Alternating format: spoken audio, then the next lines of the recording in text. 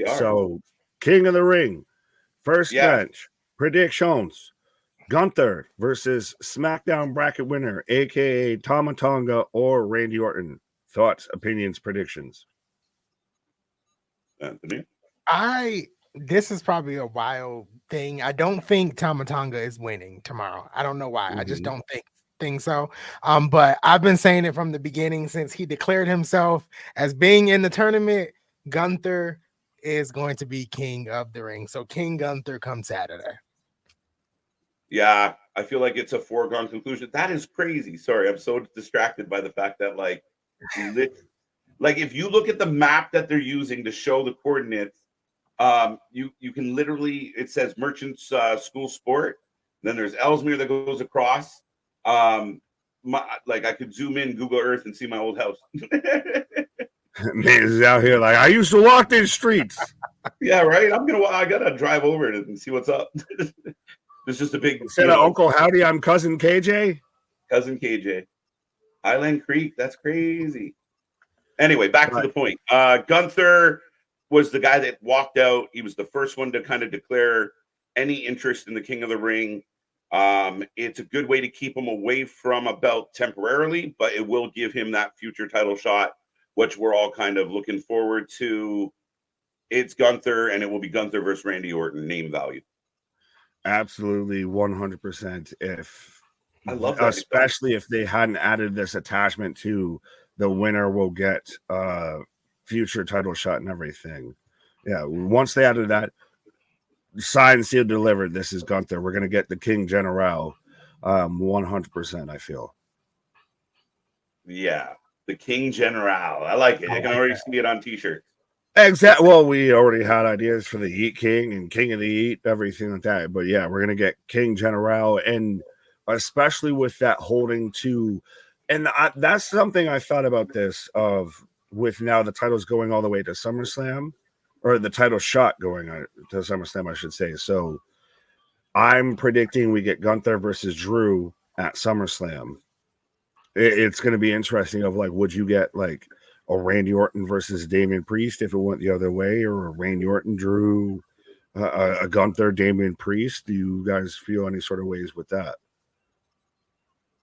Yeah, I mean, I still think that Drew is going to continue to not win and go crazier and crazier and crazier.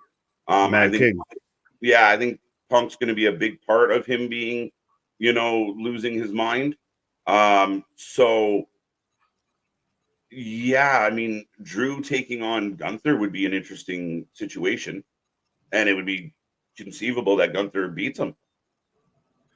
I think that's what's going to be maybe not exactly Gunther beats him, but I think that's the match going into SummerSlam at this point, I feel, because Drew wins at Clash, Gunther's going to already have a match. And because I say that because allegedly that they're lining it up to where if you are from the Raw side, you only challenge the Raw champion. You can't, it's not like a Money in the Bank of you can turn around and challenge Cody or anything. Right. Now, again, in my fantasy booking head, and I believe this is how it would work out. I might be wrong, but Gunther wins the title at SummerSlam, defends his belt in Berlin a few weeks later. Against? Ilya. Ooh. Go big. Go big. Ooh. Every molecule in my body, I think, just got erect at the same time. I can say that publicly. Down. All just went, yes. We just all went right at the same time. Every cell just, yes. It's not a bad show, right? Right. Well, and especially not to tie it in this way, but we just recently had the passing of Bad Bones. So you do a match like that in Berlin. Could you fucking imagine if we get what is the equivalent to Danielson Ospreay from WWE's side of a match that sells itself on name alone? Fuck story, fuck anything else, sells it on name alone, and you do that in Germany or Berlin. Sorry, the wall fell. But yeah.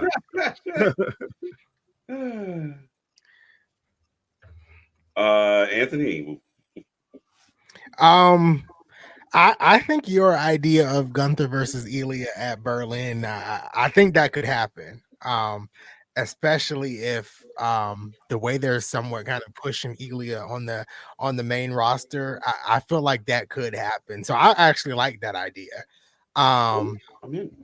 I don't know. I don't know if Drew wins the title in Scotland. I don't feel that. I really don't. I don't And think so. just based on past history, and I know we are under a new regime, but sometimes the fan favorite, the hometown hero, doesn't win. So I don't know. I don't know if he actually wins in Scotland or if they even decide to have that match in Scotland. I don't know. I don't know. I'm calling all my shots on both of them. If we have it and Drew walks out of Scotland, Clash of the Castle with his face on the poster and a world championship on his shoulder.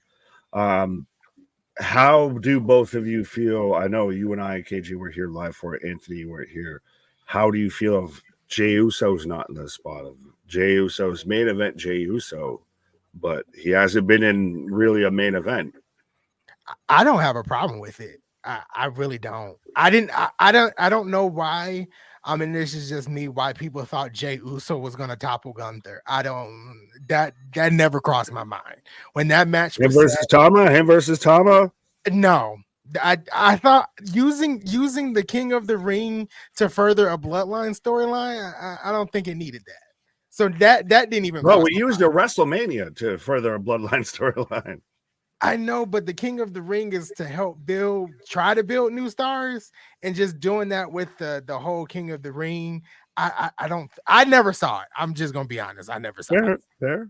Yeah, and I happen to be on the same page, and I also don't think that Drew's winning in Scotland. I think Drew's going to get very close to winning potentially in Scotland, and I still think CM Punk, like CM Punk's already alluded to it, like I'll see you in Scotland, bitch. If I got to pop out a haggis, you're in trouble. I still think that's going to be the case. And yeah, in Scotland, Punk might get a shit ton of heat when he does it, but he don't care. And then when they get back to the States, he'll get cheered for it. That's fine. And y'all both gonna I can say words, both going to have to buy a Shrek shirt and wear it on stream after Drew McIntyre. Not only you can wear the Shrek ears, all of that, you got to start it off with, what are you doing in my swamp? All of that when Drew McIntyre not only wins at Clash in the Castle and walks out a champion 100%. I almost get excited when you're this adamant about something because generally it doesn't go that way. I don't care. I'm like, you were this adamant about Edge and Bray Wyatt. So, Frank saying, are you guys going to watch King of the Ring when it happens? Yes, we'll be here even a half hour early. We're the pre-show. Before the pre-show, we're the wrestling fans you need in your life, the wrestling friends. Sorry. Go ahead.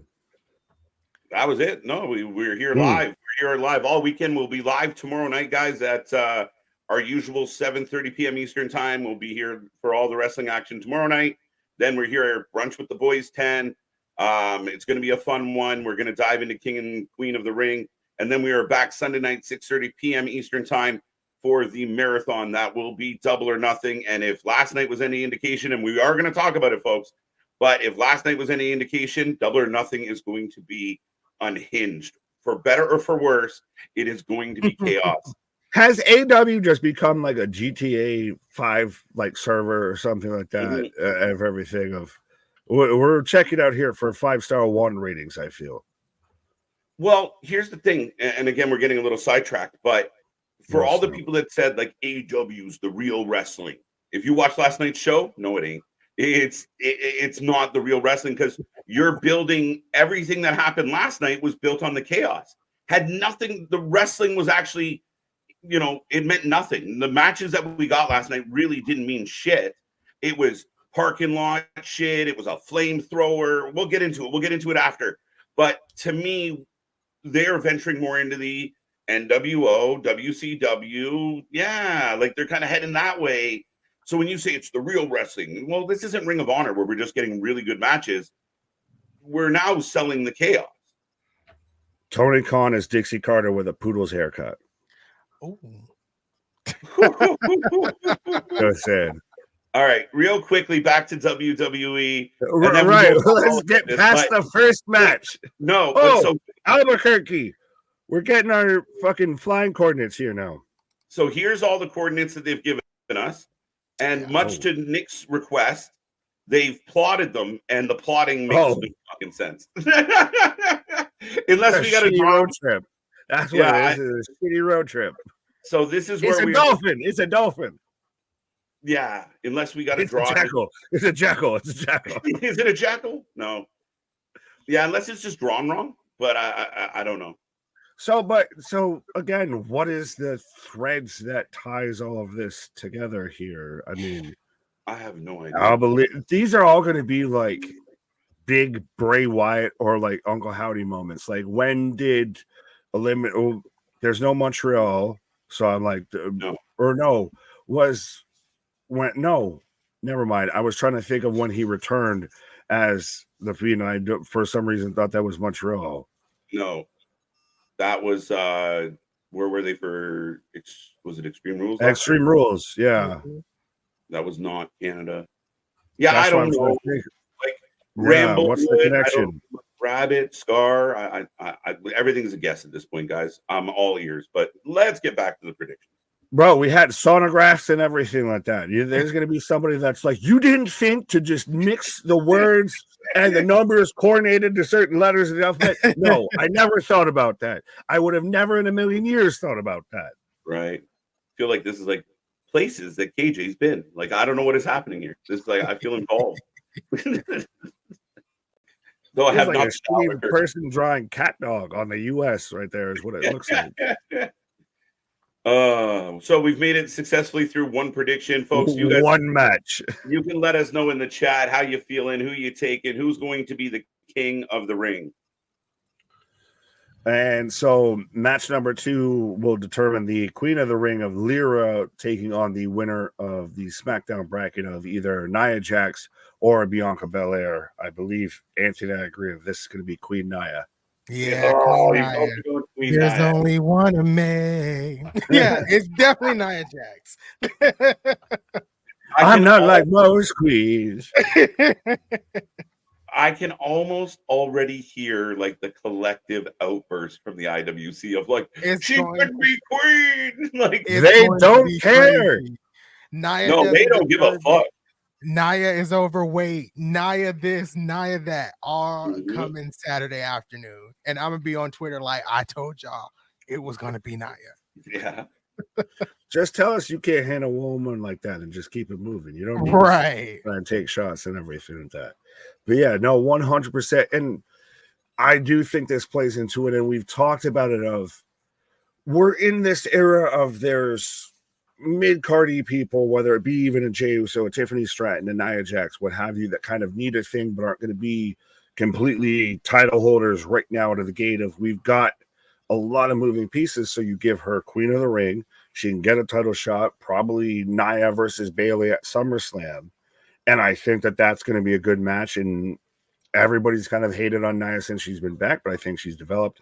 And I think now you give her time and build up a story. Christ, there's nothing saying that Bayley isn't the champion going into that match. Yeah, fair enough. Right. Fair enough. Yeah, I mean, I would love to disagree with you guys, but especially being that Gunther seems the heavy favorite coming out of Raw, then it only seems fitting that the Queen comes out of SmackDown and Nia. Yeah, I mean, Nia could lose, but I don't think she's going to. I think they're going to reward her for all the work she's done since she returned. Look at the other two options here. As I think this is funny of Simone saying Nick B. Meltzer confirms Kevin Smith is Wyatt Six. Right? Because it's going to be Monday Night Tusk instead of Monday Night Raw. Yeah. Yeah, because the Jersey coordinates. Okay. Right. Canadian Hosers 2 sequel confirmed. There we go. But if it's Lyra, her as Queen of the Ring, how do we feel about that? I know you've been out there of, well, She's always gotten pushed, even when we thought we weren't gonna, she was gonna get counted out. She still gets pushed. If it's Bianca, I think you're setting up the tension between her and Jade too fast. So Bianca, I rule out. Lyra would be a surprise. Lyra would definitely be a surprise if she wins. I actually wouldn't have a problem with it. I don't think, as much as I want Nia to win, Lyra is not a bad choice. The fans have gotten behind her just as quickly as they have gotten behind Tiffany Stratton. So a Lyra win here would not surprise me at all. Really? Yeah. That's been her thing. Like, she wins when we don't anticipate. And if you are trying to push her to the moon and elevate her, I don't necessarily like it. It might feel a little too much too soon. And okay, then she gets a title shot, and I mean, she'd be on the Uber fast track. Her gimmick is just luck. She's dominant on here. Happen to always win these matches. I should probably lose. No, but it's not even luck. It's based on this skill that they give. Like, because she performs well in the ring, they continually give her the love, right? Like, that's what her story's been. Is I may not have the biggest, brightest personality. I might not be Tiffy Time or Kiana,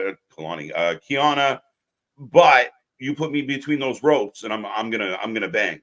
So come SummerSlam, if it is still well, no, she'd be Raw, so it'd be her versus probably at that time either Liv or Christ. Then she gets eaten alive by the Liv and Rhea feud. So I don't see how that works, because that's the thing. Does she go against Rhea? Does she go against Liv? She is eaten alive there. So if now we've put this, prediction on the back, and I don't know if it stands. That's even if Liv wins on Sunday. I mean on Saturday, because you could run back. I was just about to say you could run back their feud in NXT. It's very easy and simple there. So you think Liv doesn't win on Sunday? I'm not. Later prediction. I said if she doesn't win. If she doesn't win on Sunday, they can run back the Becky Lynch feud with Lyra. And then when Rhea comes back, Rhea takes the belt from Becky. And then finally, Liv can finish her revenge tour duty. Ooh. I'm just saying. I'm just throwing that out there. If Liv doesn't win, they can run back Lyra and Becky. You have that. Yeah, I mean, that's what I do like about this, because technically Belair could win. Belair should be, out of the three women left, the favorite, based on her resume. If she was to take the W, there could be running into some issues, like maybe they are fast tracking the issues between her and Jade. I don't think so, but they could. Running back Lyra, Becky, even, a heel Liv champion eating alive, like, your new up and coming baby face is a possibility. Maybe Lyra gets fed to Liv at an upcoming summer pay-per-view, like SummerSlam. But yeah, this is why Nia Jax sounds compelling. And then you have Nia going after your SmackDown champion, Bayley. Right. Yeah. I think that's the case. And so I guess we'll spiral right into the other match that we were talking about there, of Becky Lynch versus Liv Morgan for the Women's World Championship. Clarify which women's title. Liv. Yeah. I just want evidence that I'm cheering for her because she's single. How you doing? Yeah, live, laugh, love, and survive. Yes, it's got to be Liv Morgan. I just feel like if Liv doesn't win, like, when is it going to be time? And I think that's my problem, because it's like I've been a huge Liv Morgan fan for a long time, and it's like every time she doesn't hit that stride, she needs more time, she's not ready. Who can you tell if you're not stepping in that ring when he or she is ready to hold the title? Yeah, you can't. Yeah. So it's like, at this point, being a Liv fan, and I made a video about this like last week, like, I'm stressed out because I just want her to hold the title. Like, I'm stressed. I'm pulling my hair out every week. Just let her hold the title. Do you know, for me, it's almost the opposite of that. as much as it is like, okay, Liv's eventually got to get there, kind of like we were talking about with Jay. Right. I think beyond that, we kind of need to, Becky needs that moment. Give the belt, take the vacation they were supposed to take, go on your book tour, give people a chance to appreciate you a little more. And again, it does work right into Liv versus Rhea at some point. It's 100% it works into that, and it's very much a little bit of, I guess, with the quote unquote feedback, if you, depending on how much you want to take into account Twitter and everything, of the feedback on Becky of, yeah, maybe go on your book tour, maybe go take a pause for the cause. Don't Jericho yourself. Don't overstay your welcome here. How can we miss you if you never go away? So take a sabbatical, be like Charlotte, all of that, and then come back and be kind of cast in a new light here. Mm-hmm. I just want to throw it out there. Apparently, there's a Lily Lake near one of the coordinates. Just saying. Lily. That's where all the Lily dolls still just float to the surface that were never sold. One of the coordinates apparently lead to where Brian Pillman Jr. is from, in Erlanger, Kentucky. Yeehaw. Yeehaw. All right, back to y'all. So we're all in agreement of Liv wins that match. Yeah, I'm leaning Liv. Yeah. I can't believe it's unanimous, but yeah, I'm going Liv. To me, it plays too much into the Rhea storyline and everything, and especially we've gotten almost Uncle Howdy-esque type pieces of, we've got Dom's handkerchief or his bandanas in Liv's pocket and shit like that. And man, they caught you in 8K. They didn't catch you in 4K, not in 1080p, not even 720, not 360. No, they caught you in 8K of you leaving the locker room together. Yeah, I think Dom might be part of the reason why Liv wins. They've been playing with this Judgment Day connection to Liv. Why not have Dom pop up and be like, boo, Becky, and here we go. And then Finn and Liv were getting out the same vehicle on Monday Night Raw. That's the video that's been going around? So yeah. Do we start to see the fractures develop and the fissures and everything develop amongst Judgment Day now that Rhea's not there, what have you? This can spiral off Dom into, or Damien into, what have you, turn Finn and JD and what have you turn, and Dom, etc. Go ahead. I think you threw your hand up, KJ. Yeah, I feel like that has been happening. Like that's been an ongoing. Okay. Yeah, I don't think this is something they're going to start doing. I think like for the last few weeks, we've seen the arguments between Damien and ruffling the feathers. He doesn't want Carlito involved and kind of got behind it. But you see this kind of dissension amongst them all. Plus Dom's kind of going like free, kind of doing his own thing by bringing Carlito in. Finn and Damien haven't been getting along. Even before Rhea got hurt, they were all kind of button heads. And so I think this has been a developing thing. I wonder if Rhea's injury kind of delayed it a little bit, but I feel like it's been an ongoing for sure. So is this the ultimate fracture here then? Is this one of those of where we get the full fucking split, the full dissolution? Could be like a big step. I've seen people throw the theory of Finn taking the title away from Damien. I don't know how that all fits in with potentially Drew McIntyre or CM Punk, which at this point I don't really think it needs the title. It's bigger than the title, but Finn could be the one to start that dissension to lead to a world title match down the line. I don't know. Well, they did tease the demon Finn. Everyone's been talking about, oh my God, did you see the demon in the background? So maybe it would be Demon Finn versus Damien at Clash at the Castle. I mean, Scotland being a stone throws away from Ireland, kind of a home field advantage for Finn. Bringing back the demon for that type of show might work really well. Sorry, Nick, that busts your Drew idea. But I was gonna have him. But yeah, Finn Drew has to be a thing at some point, I think. Not Drew. Well, and Finn, that's where I think that comes out of. Sorry? I meant Finn Damien, yeah. Yeah, no, I was going to say, I think that comes out of when Drew takes the title. You spin that. I know Anthony said that Drew Punk doesn't need the title, but it could. And that's maybe how you backdoor your way back into Seth and everything like that. Which again may not need the title, but I think you can still get Finn versus Damien without the title too, especially if Finn costs Damien the title or anything like that. Fair enough. Finn could cause him the title. I don't think it's going to happen. We've seen the tension back and forth between the two, so there's nothing saying that Finn doesn't even he's trying to help, and Damien's, I don't need your fucking help, and that's what cost him the belt and everything, and then that's what sends those two off into a feud, and you still can get Drew versus Punk, Drew versus whoever. You need that kind of capitalizing moment for Drew. It needs to happen. You can't keep blue balls. Why do you need that? I'm sorry. I'm trying to understand. He's in one of the biggest storylines in all of wrestling right now on the heels of fucking up the title. So I don't understand why he has to have the title to fight Punk. I won't say that he needs the title to fight Punk. I'm saying that he needs to win the title at some point because of having the blue balls moment. Like, it was one of those of, even if we get some fast title changes and everything like that, at least hold it for a fucking week. Hold it for longer than a fucking hour, my guy.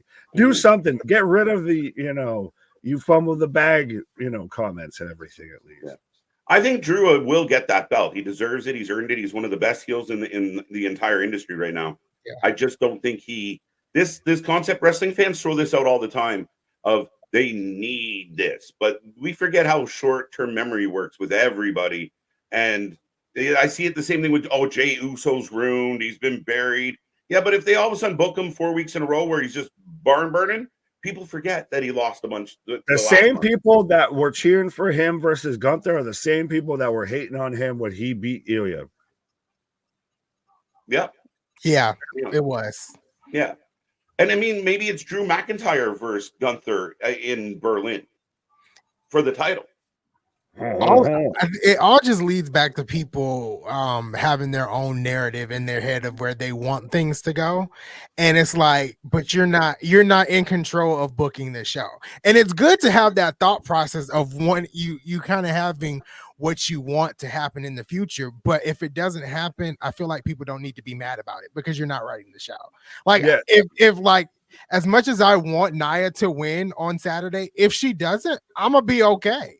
Right, that's the line. That's literally what all three of us do here. Is we try and fantasy book it, try and guess their booking as far as we can down the road. But if it doesn't go the way that we think it should go, unless it's a complete fucking idiotic move, we're out here of, all right, here's how this can make sense, and here's how. All right, so now here's the next chapter we got. How do we write beyond that? Don't take it personal when the story that you built up in your own head doesn't come to fruition. Right. Yeah, the people that take it personal of like, how could they do this? And again, it was the same people that, like, when Cody lost at WrestleMania the first time, he's ruined, he's over, he should quit, he should retire. That we're all going banana sandwich this year when he won it. And are the same people who are like, take the belt off him, he's boring. So we can't win. We can't win. There's no pleasing you. Whoa, Christ, we've still only made it through 3 out of the 5 matches, so we've still got 10 matches to go. Well, 3 hours of fucking streaming to do, apparently. Fair enough. We talk a lot. Drew McIntyre. I like that. Oh. But so Sami Zayn versus Chad Gable versus Bronson Reed in a triple threat match for the WWE Intercontinental Championship. I don't know, and this is going to be very, very mean. I don't know why Bronson Reed is all involved with this. I would rather it to be Chad Gable versus Sami Zayn. I don't get, and this is going to be really mean. I don't get the appeal of Bronson Reed. Bronson Reed does not bring anything to me other than his high flying moves as a big guy. He is boring, and I'm not interested. So, that being said, Sami Zayn retains. I agree with you had me in the first half. I don't like Bronson Reed in this situation. I believe the story that could have been told is Chad Sammy. I'm not in love with the triple threat, but I'm picking Chad Gable to win. Fuck it. I'll agree with you. Chad Gable wins. Anthony, Would you like to explain as to why you feel that Bronson Reed has no part in this match, should not be involved in this scene at all, does nothing for you? The man's fucking Bam Bam Bigelow reincarnated on the other side of the fucking continent, on the world, and everything. I thought my opinion of Bronson Reed would change when I started watching his run in TNA in 2022. When he was brought to the WWE and watching him there, I was not impressed. Like, his wrestling ability is great. I'm not denying that. But him as a character is really, really boring. So him being in TNA, when I started watching like the old TNA, I was like, or Impact Wrestling, I was like, okay, maybe there's something here that I can really grasp to with Bronson Reed. His name was different over there in Impact. I don't remember what it was. Jonah. Yes, Jonah. And nothing was interesting about him. It's just this. To me, it's like his personality. It's like, this is his personality outside of the ring, and it's straight boring. And I don't know. I don't know if my ears just block it out, but I feel like he doesn't even get a crowd reaction when he comes out. You might be a little bit right about that. Go ahead. The crowd reaction and stuff, I mean, subdued, and I think there was a bit of a stop and start with him. I think he's a highly talented guy. I'm a big fan of him. I think when pushed right as a big heel, it will work. I do think that Bendy is correct. Bronson's in there to take the pin. Either Sammy or Chad are going to win, and this will ultimately lead to another match at Money in the Bank. But Richard thinks the opposite of what I said. No, I think Gable wins at Saudi, but I hear what you're saying, and I understand it. With with Bronson has not been presented in the best of light. I think that there 100% is untapped potential. I don't mind his kind of, so good, baby, a little bit with being Bronson Reed with the suit and the chain and everything like that. Like, the man athletically in the ring can fucking go. He hits moves that are, like I said, reminiscent to Bam Bam Bigelow. There's a far and few of big men that can move and hit moves like Bronson Reed. I think he's been a victim of he who shall not be named's booking, and I think not everyone can really catch flame at the same time. So I think we're simmer sauteing a little. Yeah, now I'm kind of flopping on my own pick, and I might go Sammy. You're talking me into Sammy. You're talking me. How did I even talk you into that? I was talking up Bronson and talked you into Sammy. I was listening to all of that, and I'm like, all right, maybe Richard's onto something that we save it. But then you're literally having Sammy go under in Toronto, which is possible. I think this is a candidate for a possible match of the night, though. Oh, absolutely. I think you're gonna to Anthony's point, even if it was just Gable versus Sammy, candidate for match of the night. So I think you add Bronson Reed, you can get those huge high spots, you can get a holy shit moment, what have you out of it. I still think this is Gable's win because he's still got enough legs tread on the tire. He's getting enough traction as a heel.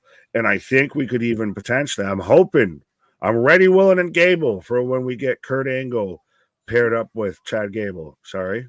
I think I figured out why Scarborough's here. Okay. Maybe. Sorry, just complete random thought. Flag on the field.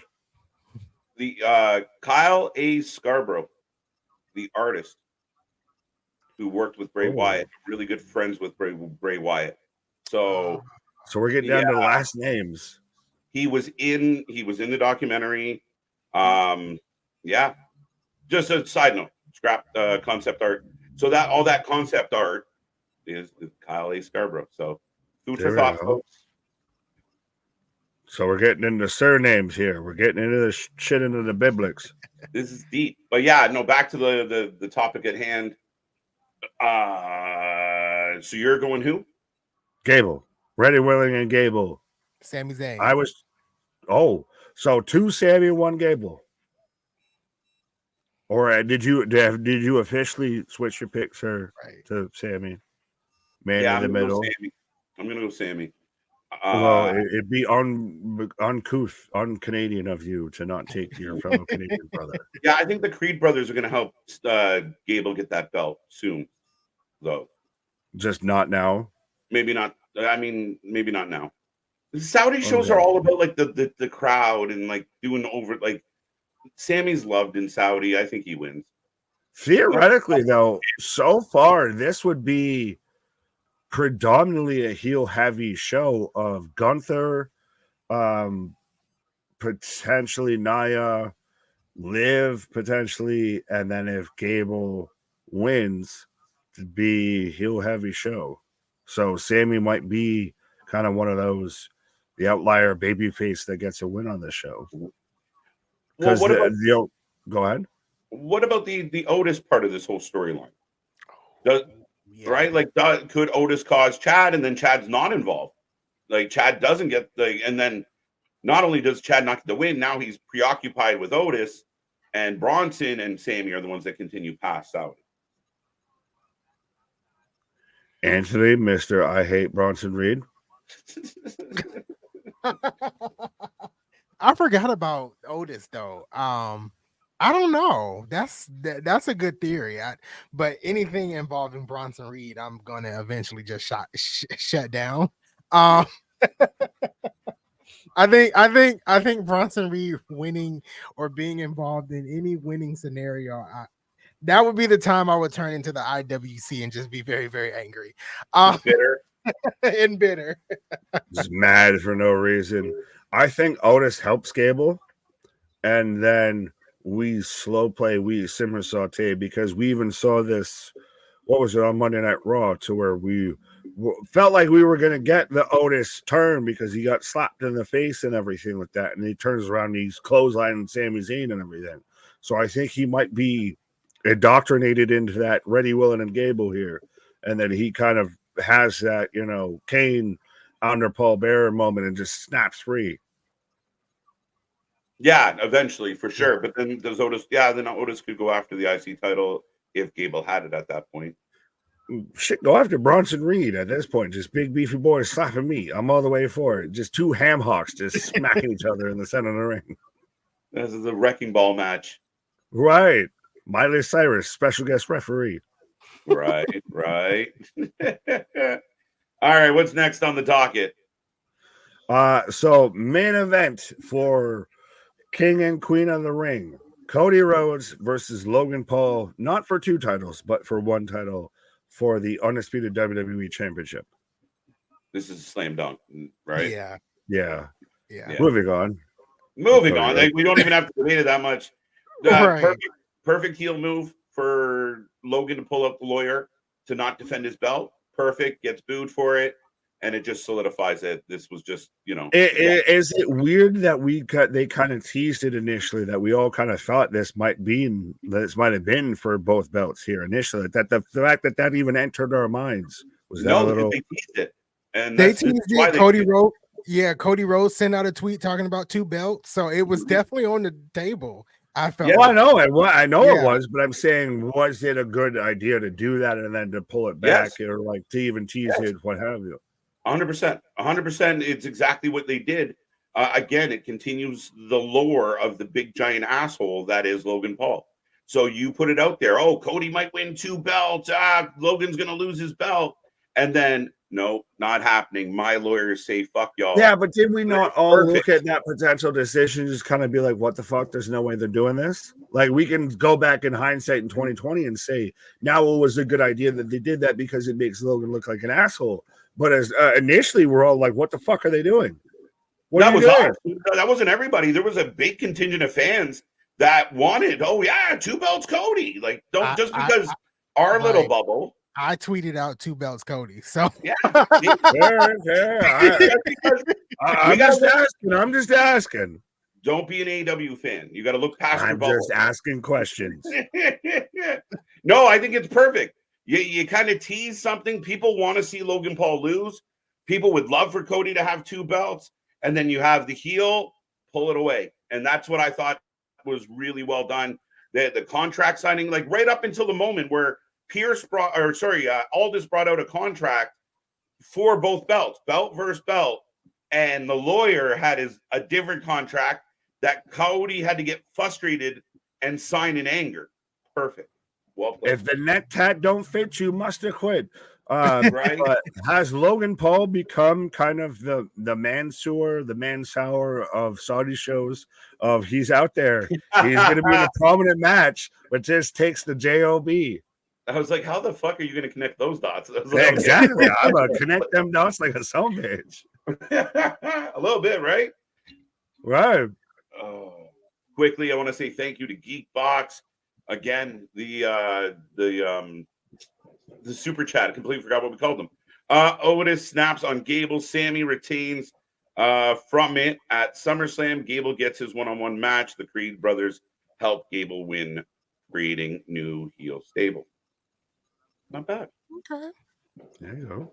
The only thing I would change there is maybe Money in the Bank instead of SummerSlam. Yeah, I keep forgetting how far out SummerSlam is. Yeah. Like that's a ways away. It's far. Yeah. I think what is it like August? Like the first weekend in August? It's far. What is that noise?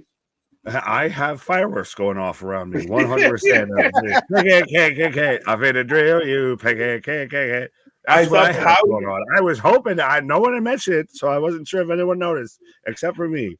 But I thought how shit had I've been in West Baghdad right now with all these fireworks going off. I literally thought the howdy shit had restarted. It was like the scratching. I'm just you. Hey, you live there, and he sent all the fireworks and the pyrotechnics over to me. There you go. Any more matches for King of the Ring? That is it for King of the Ring. Right. So, do we want to talk about Double Dose of Nothing, or do we want to talk about SummerSlam going to 2 nights in 2025, 2026? Real quick. Yeah. Well, it's funny because there was someone in the chat that brought it up. I think it was Spaz Phoenix or whatever his name is that mentioned it when we were here live on Tuesday about the idea of a 2-night SummerSlam, and we both kind of poo-pooed it of like it takes away from what WrestleMania is. I don't know if they could find something that would be able to fill a storyline and be able to, fill out 2 nights here with that, I feel. And now we turn around and advertise 2 nights in Minnesota. Go ahead. Right. It kind of surprised me about the 2-night SummerSlam. First of all, I had to realize we were in 2024 because I was like, wait a minute, SummerSlam is in Minneapolis next year, thinking we were in 2025. But it does surprise me with the 2-night SummerSlam. I hope this is just because, and you mentioned it, Nick, in our group chat earlier, because they didn't get WrestleMania. I like SummerSlam being 1 night. I think having 2 nights back to back that quick within a couple of months of each other, I think is a bit much. So I hope it's just the one thing for 2026, and then they go back to just having 1 nights after. But I think this is mainly because, like you said, Nick, they didn't get WrestleMania. Yeah. I have been on the record, so I'm kind of stuck here because I'm on the record. I don't even like the 2-night WrestleMania. To me, the WrestleManias, the big shows were like, those are your best of your best, and not everybody gets to be on the show. But in 2024, we're all about participation. So everybody's got to get on the show. So we have 2 nights. But realistically, if you step back from a financial standpoint, because they're doing these mega weekends of what we just saw in Philadelphia, where you're there Thursday, Friday, Saturday, Sunday, at some point, now we're looking 2026, 27, 28, it could be kind of, the only one that wouldn't work is kind of Royal Rumble, but the 4 main No, you get 1 Rumble 1 night, and you get one Rumble the other night. Oh, yeah, that's valid. Hey, 1-0 Edmonton. But yeah, no, like the 4 big shows now, because they're kind of just the same as all the other shows. If you want to differentiate them, then the 4 big ones all become 2-night events. It's all about this. I love and hate that idea all at the same time. Me too. Because on one hand, there are times to where, like, if it was a split up to where you had 1 Rumble 1 night and another Rumble the other night, that actually might go over a bit better. That might be a little bit more digestible and everything. or even Yeah. if you had a one night Survivor Series, and then you followed up with the next night a War Games match, what have you, instead of ingesting in the same night. I do worry that it takes away from what makes WrestleMania special, because then do we get into where we get 3-night WrestleManias and we get 4-night SummerSlams and everything. And I know we've talked about this. Well, yeah. Go ahead. Well, I was gonna say we've talked about how a limit. there ain't no fucking limit. We've talked about this on the other nights and everything about how they've been when they have a WrestleMania that's 2 nights and everything like that. How the wrestling world collapses in on a city to where we sit there and we have GCW has fucking 5 shows in 3 days somehow and everything. AEW will still run a show. TNA will run a show. This promotion, that promotion, everything like that.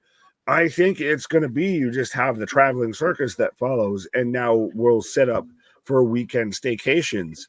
We've already seen it with the TKO potential deals of we're going to merge UFC weekends and WWE weekends. We've already heard talks about to where they're going to merge their event planning departments and everything like that. Yep.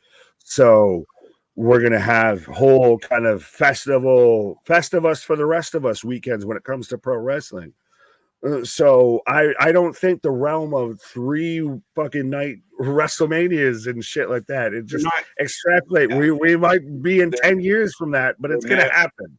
Yeah, right after they announce 4-day weeks, we'll go to 3-day WrestleManias. Like we're going to tune in one day and it'd be like, welcome to day 17 of WrestleMania. Right. We had WrestleMania Backlash. We could almost go 2 months. Right. I get your point for sure, but I think because like when you see that you can jam 150,000 people into Philadelphia in 2 days, can we do it in Cleveland in August? So if you separate them in those quarterly pay-per-views and again, you're right, because now WrestleMania. But when I was growing up, those 4 pay-per-views were the big 4. So if those are the big 4 and everything else in between is one night, then there's your separation. That's very valid. That's incredibly valid. Like that, I can't really deny that, because I would argue even that the other 3 out of the big 4 have felt a little lackluster, a little dollar story versus Super Costco there with Walmart or with with WrestleMania. I don't necessarily feel like the other 3 were sidelined. I feel like it was just one of them that was sidelined, and that was Survivor Series. I feel like Royal Rumble always had the buzz. War Games. So and that's what I was about to get to. I feel like Royal Rumble always had the buzz. SummerSlam had the buzz. Obviously, WrestleMania. It wasn't until we got War Games when Survivor Series started to buzz again. Yeah. I think people were tired of the 5-on-5 elimination tag team match every year. It seemed like people were tired. I wasn't. I didn't mind it. I always loved the Raw versus SmackDown type thing that comes around Survivor Series. Did SummerSlam have the weakest build out, or like the weakest kind of buzz, what have you, out of the big 4? Like, did SummerSlam stop feeling like the biggest party of the summer, especially when you're holding it in like mid to late August and everything? Like you're tap dancing on fall here. Like what? No. I don't know, but when's the last big SummerSlam moment you remember? The last one I can think of is when Roman returned in like fucking 2020. That's 4 years. Well, I mean, last SummerSlam was good. SummerSlam's always felt like a big deal to me. I agree with Anthony. The one that always kind of felt off, and it's Vince McMahon's fault, because Survivor Series, when it first started, was this real cool concept where me and Anthony or me and Nick have beef and I'm going to go find friends and we're going to fight. Then it became gimmicky and then it just became unimportant. It was just like thrown in there with all the singles matches. The old Survivor Series, you get 5 of like these rivalries where heel versus babyface matches you would never see, guys that usually don't fight each other. But SummerSlam's been fine by me forever. I have no issue. Right. And I went to the past 2 SummerSlam. So, for me, like it was the Brock Lesnar tractor trailer moment at WrestleMania National. Yeah. Fair. That's Last why year I we ask had- questions. Last year we had the cash in for me Steven. with Io Sky, and we had Jay turning on Jimmy, all in the same We night. had the greatest microphone Right. catch of all time with I Roman mean, Reigns. and if we take it back even further, the SummerSlam where Brock Lesnar basically demolished John Cena with when he did the Suplex City. I think it was like 16 German suplexes. Yeah. So, and for me, I think for Survivor Series, if we're talking about Big Four, the biggest moment in the past 5 years for the Survivor Series was the build up for the women's SmackDown versus Raw when Nia Jax punched Becky Lynch. After that, you could say, I guess, The Rock and Cena teaming up to take on The Miz and I think it was R-Truth in a tag team match. Oh, you're talking recent Survivor Series where we had the Bloodline, in a War Games match where we had Oh Io no. I'm talking about pre. Oh, I'm so talking we're about going to be Vince selective. McMahon. We're selective. Oh no, with what because we want to argue. earlier I said Survivor Series didn't become like popular again until War Games. So I'm talking Vince McMahon. But that's how many years have we had War Games? We've had War We've only Games had the it past couple of twice. years. We've only had it twice. I feel like we. I think Or you're am helping I his thinking of argument. NXT? Did NXT have War Games before? I'm we talking had it about on Survivor Survivor Series War Games, not NXT. No, that's what I was asking, sir. Your Honor. Objection. Hearsay. Your questions lack question marks. They sound like statements. But yeah, I think SummerSlam's been good. So, I mean, again, I think Anthony kind of smashed the last couple ones out of You the. have that. That ain't what I'm mad at. Guilty. Yeah, fuck you.